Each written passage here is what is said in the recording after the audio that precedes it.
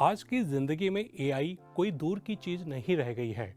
सुबह आंख खुलते ही फोन देखना, मैप से रास्ता खोजना, ऑनलाइन पेमेंट करना या किसी ऐप से काम निपटाना, ये सब एआई की ही देन है।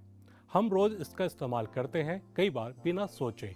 लेकिन असली सवाल यह है कि आने वाले वक्त में यही एआई हमारे समाज, हमारी सोच, हमारी संस्कृति और कानूनों को कैसे बदलेगा।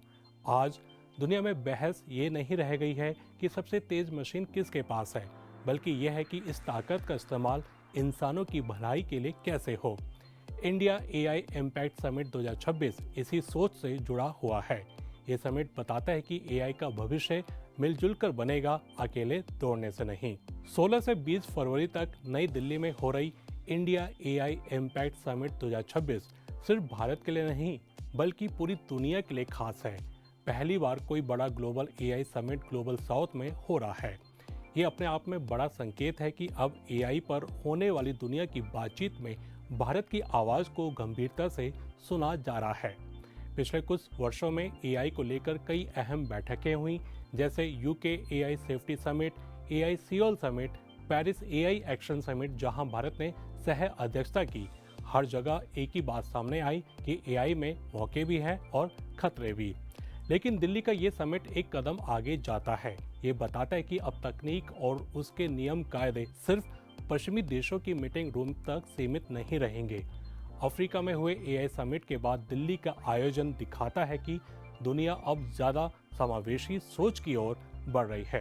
भारत इस मंच से साफ कह रहा है कि जिम्मेदार और सुरक्षित एआई के लिए हर देश की भागीदारी जरूरी है, खासकर उन देशों की जो अब तक पीछे माने जाते थे।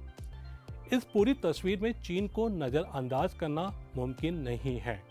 इस बार भारत ने चीन को पार्टनर कंट्री के तौर पर बुलाया है, जो अपने आप में बड़ा कदम है। चीन के पास दुनिया के करीब 60% एआई पेटेंट है। ई कॉमर्स से लेकर हेल्थ केयर, ट्रैवल से लेकर लॉजिस्टिक्स तक चीन एआई का बड़े पैमाने पर इस्तेमाल कर रहा है। डीप सीक जैसे मॉडल, हुआवे की एआई चिप्स और वू ताओ जैसे मल्टी मॉडल सिस्टम इसकी मिसाल है। ओपन सोर्स एआई और ह्यूमनॉइड रोबोटिक्स में भी चीन तेजी से आगे बढ़ रहा है। यहाँ तक कि एआई चिप्स के मामले में वह बड़ी ग्लोबल कंपनियों को सीधी टक्कर दे रहा है। अब जरा सोचिए, अगर चीन की ये तकनीकी ताकत और भारत की इनोवेशन क्षमता एक साथ आ जाए तो क्या हो सकता है। यही सवाल इस समिट को खास बनाता है। भारत और चीन एआई रिसर्च में साथ काम कर सकते हैं, ओपन सोर्स मॉडल्स शेयर कर सकते हैं, जॉइंट प्रोजेक्ट चला सकते हैं।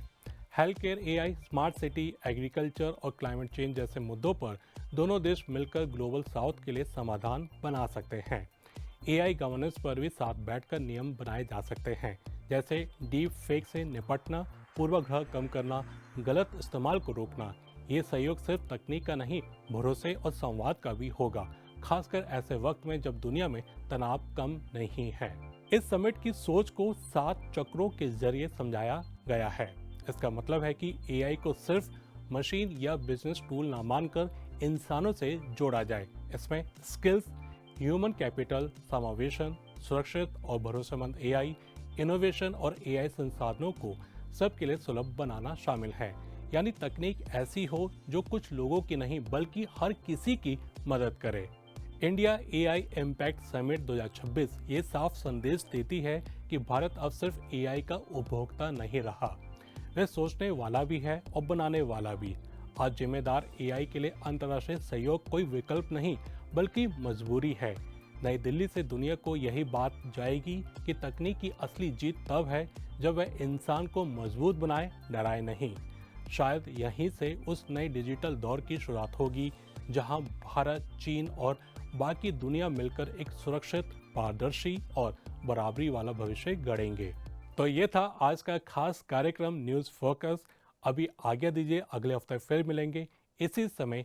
नमस्ते।